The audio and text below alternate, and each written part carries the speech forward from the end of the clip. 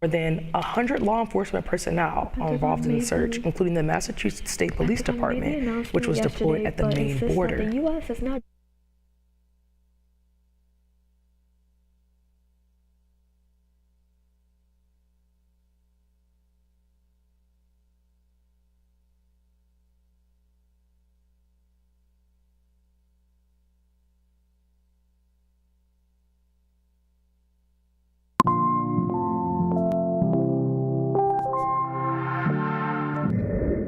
Fears keep rising in Gaza. I can confirm that they are not going to Israel. With the Israeli Defense Force preparing for a larger offensive.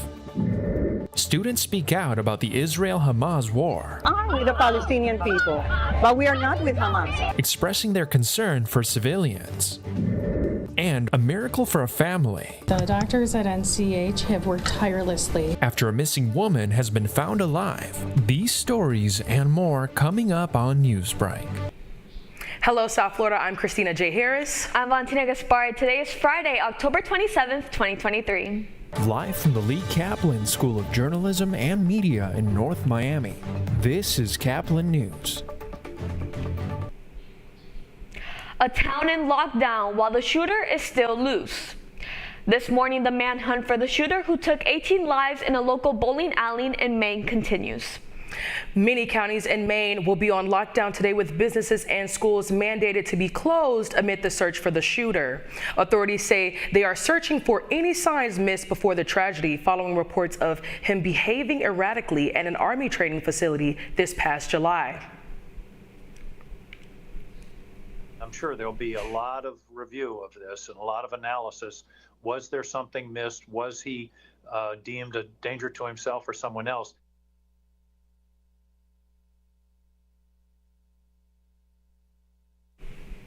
Officials say that more than 100 law enforcement personnel are involved in the search, including the Massachusetts Police Department, which was deployed at the Maine border. Roughly 900 U.S. soldiers are headed to the Middle East this morning. The Pentagon made the announcement yesterday, but insists that the U.S. is not joining the Israel-Hamas conflict. Instead, the goal is to provide more protection for U.S. I can confirm that they are not going to Israel, and then again, they are intended to support regional deterrence efforts and further bolster U.S. The deployed forces are coming from Fort Bliss, Fort Sill, Fort Liberty, and Fort Cavazos. The latest conflict between the Israelis and Palestinians has caused more than 1,400 deaths in Israel and nearly 6,000 in Gaza.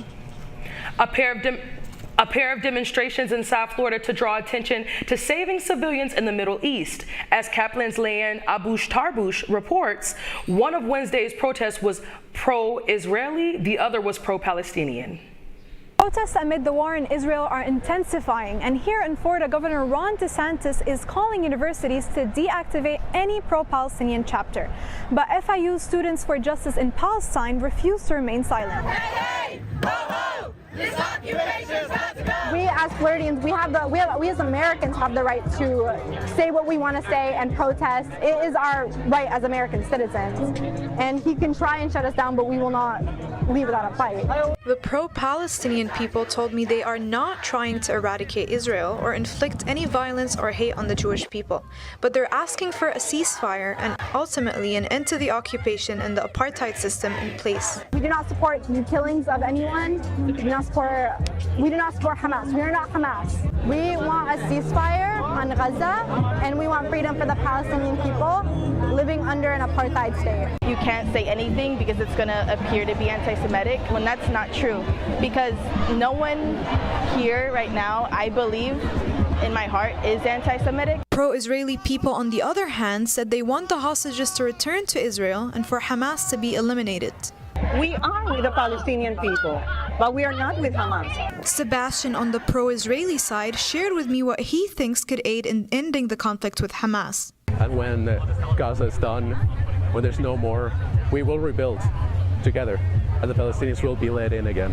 What's happening in Gaza has shifted to a humanitarian catastrophe rather than a political issue, with over 7,000 Gazans killed in less than 3 weeks, and 40% of whom are children. There's also still a blockade on aid, and hospitals are on the verge of collapse. As the international community fails to act, more people will take to the streets demanding for a ceasefire and an end to the occupation. I'm Leanne Abu Tarbouche reporting for Caplin News. Courts and campaigns as a judge levels a fine, one of his political opponents levels criticism.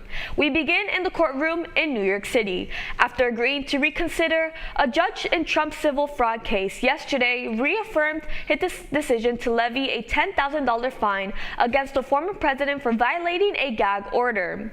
Meanwhile, the president's 2024 opponent, Ron DeSantis, was on CNN last night, chalking up Trump's lead in the race to personality, not politics. He's the most famous person running, 100% name ID. He's the person people know. When you actually drill down in these early states, clearly he's got some that'll vote for him no matter what, but there's a lot more that aren't going to vote for him in the primary.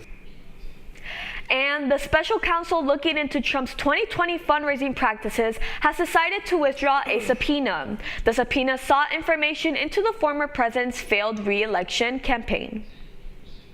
The U.S. Supreme Court is going against Governor Ron DeSantis and his multi-billion-dollar agreement to allow online sports betting. If the agreement goes through, online sports betting will be available in Florida.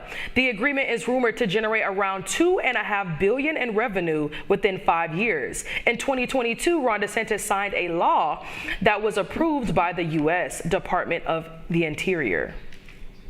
It's that time of year for a time change, except it could cause some headaches.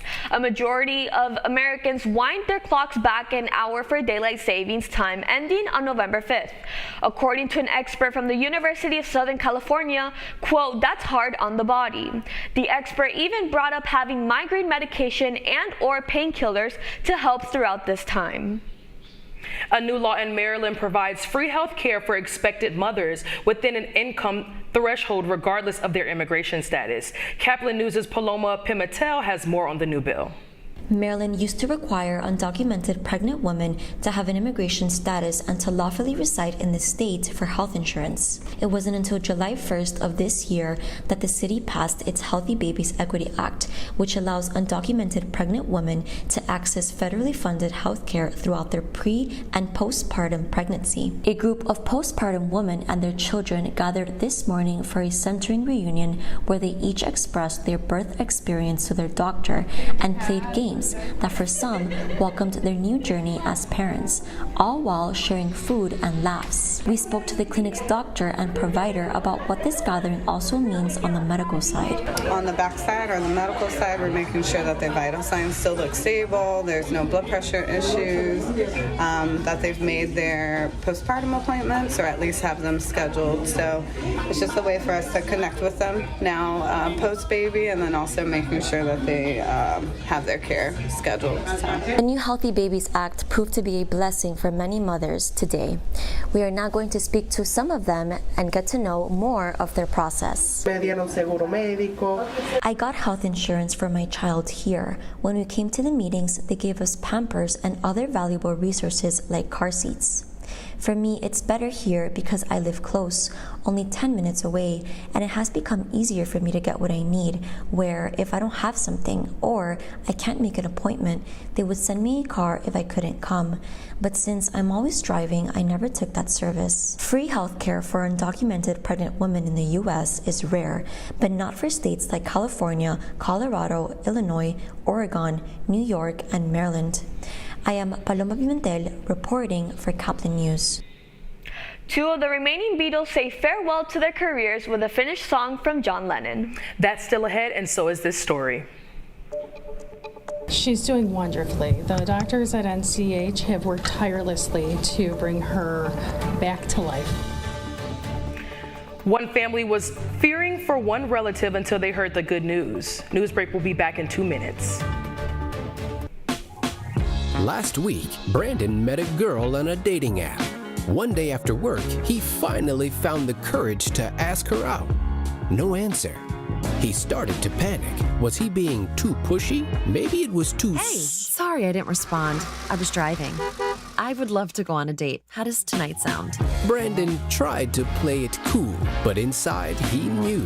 A girl so smart, so responsible. She must be a keeper.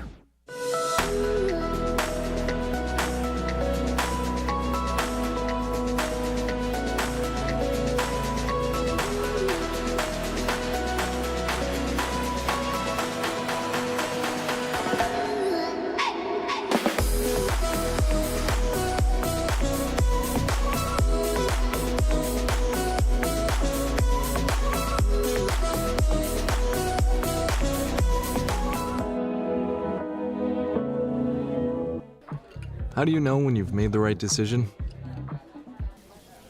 It's the feeling you get in your gut. The one that tells you what's right or wrong. It's the one that says, sure, I can have a drink.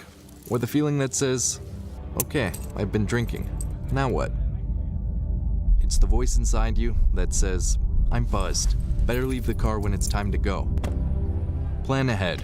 Catch a sober ride. Buzz driving is drunk driving. Every day, millions of people are connecting. And even though we're overcoming obstacles, watching each other's backs, and banding together, we should still make an effort. We should still make an effort to get to know each other on a deeper level. Father, cosplayer, mentor, actor. It's time we take a step forward. It's time we take a step forward. Come together and discover how accepting our differences can make us stronger.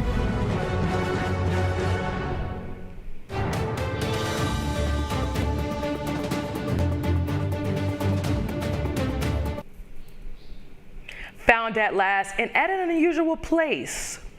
A nonverbal 80-year-old woman with Alzheimer's was found in a neighbor's garage after missing for 6 days.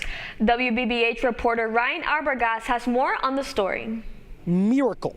80-year-old Margaret Galloway is alive and well tonight. She's doing wonderfully. The doctors at NCH have worked tirelessly to bring her back to life for us. What they were delivered by EMS was somebody who was knocking on heaven's door. The nonverbal woman with Alzheimer's wandered off from her home inside the Crown Points community last Monday. And we now know she spent 6 days living in this garage just a half a mile from her own, with no light, no food, and just one bottle of water. I was terrified because it was the first time she never walked away like that. And I was totally shocked. This is how Collier County deputies saved Galloway's life. A blip, a flash, whatever you want to call it. You can see a grainy speck appear on a neighbor's Ring camera, across from the home along Piccadilly Circus in East Naples. That image is Galloway, stepping into her garage that was accidentally left open while the homeowner was on vacation. One frame that just happened to be shot at a 6-minute interval, just as she disappeared into that garage, and the very next frame, that garage door was closed. And if Detective Nudie had not seen that, we would not be where we are now, living this possibility. Her daughter Mary says deputies checked the home Sunday, finding her mom unconscious on the garage floor. She was immediately rushed to the hospital, but not before a very important family reunion. When they found her and she was able to open up her eyes, she was able to see her whole family right there. That was Ryan Arbogast from WBBH reporting. The Galloway family wants to thank everybody who made this rescue a possibility, including Southwest Florida nonprofits and the Collier County Sheriff's Office. The last song by the Beatles is expected to come out next month. The last two Beatle members, Paul McCartney and Ringo Starr, worked together on a song originally written by John Lennon. Both Paul and Ringo finished the song after it was written 4 decades ago. It is considered by McCartney as the last Beatles song. You're watching Newsbreak, and we're coming right back.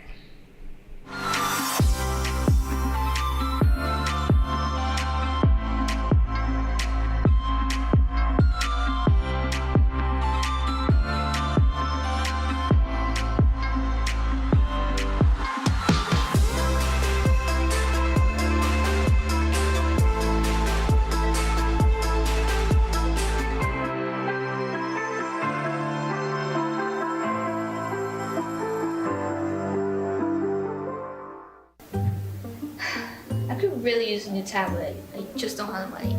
Let me ask you something. Do you have a Pell Grant? Yes? You do know you can get a free tablet, right?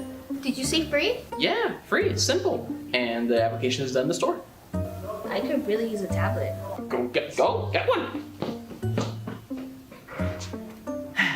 Another satisfied customer. Stop by Pantotech in the Graham Center at FIU MMC today to speak with one of our associates to get your free tablet. Type 2 diabetes can have a big impact on your life. But how can it be prevented? Well, the first step is knowing if you have something called prediabetes. Take the 1-minute risk test today at doihaveprediabetes.org.